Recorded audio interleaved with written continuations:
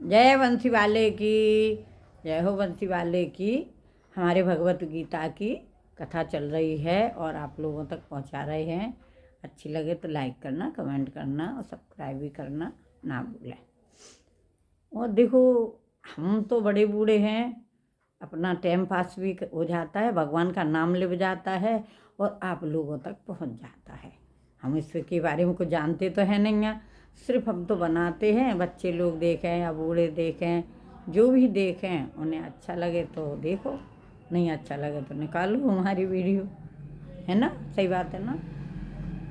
जो यह इंद्रिय तथा विषयों को संयोग से उत्पन्न होने वाले सब भोग हैं, वे यद्यपि विषय पुरुषों को सुख रूप भासते हैं तो भी निसंदेह दुख के ही हेतु हैं और आदि अंत वाले अर्थात अनित्य हैं। इसलिए हे अर्जुन, बुद्धिमान विवेकी पुरुष उनमें नहीं रमता।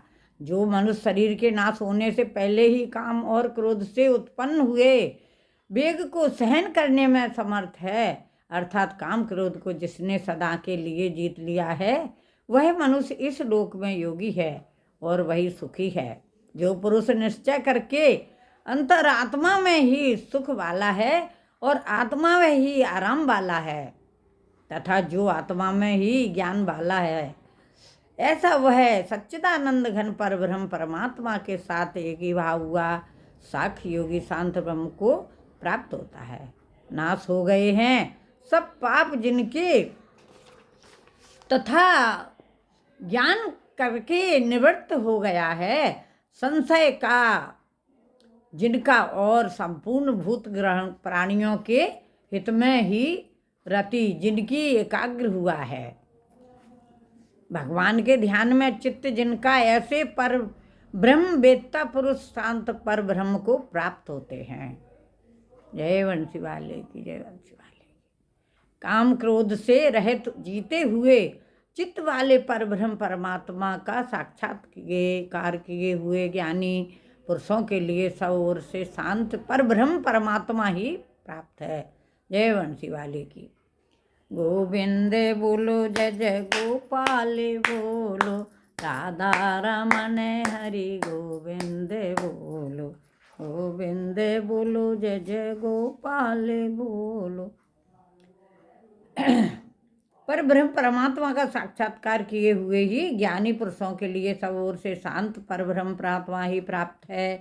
हे अर्जुन, बाहर के विषय भोगों को ना चिंतन करता हुआ बाहर ही त्याग कर और नेत्रों की दृष्टि को भ्रुकुटी के बीच में स्थित करके तथा नासिका में विचरने वाले प्राण और अपान वायु को सम करके जीती हुई इंद्रिया मन और बुद्धि जिसकी, ऐसा जो मोक्ष परायण मुनि इच्छा भय और क्रोध से रहित है, वह सदा मुक्त ही है। और हे अर्जुन, मेरा भक्त मेरे को यज्ञ और तत्वों का भोगने वाला और संपूर्ण लोकों के ईश्वरों का भी ईश्वर तथा संपूर्ण भूत प्राणियों का शुद्ध अर्थात स्वार्थ रहित प्रेमी ऐसा तत्व से जानकर शांति को प्राप्त होता है और सच्चिदानंद घन परिपूर्ण शांत ब्रह्म के सिवा उसकी दृष्टि में और कुछ भी नहीं रहता, केवल वासुदेव ही वासुदेव रह जाता है। कुल वंशी वारे की जय। 5वां अध्याय है जी भगवत गीता का।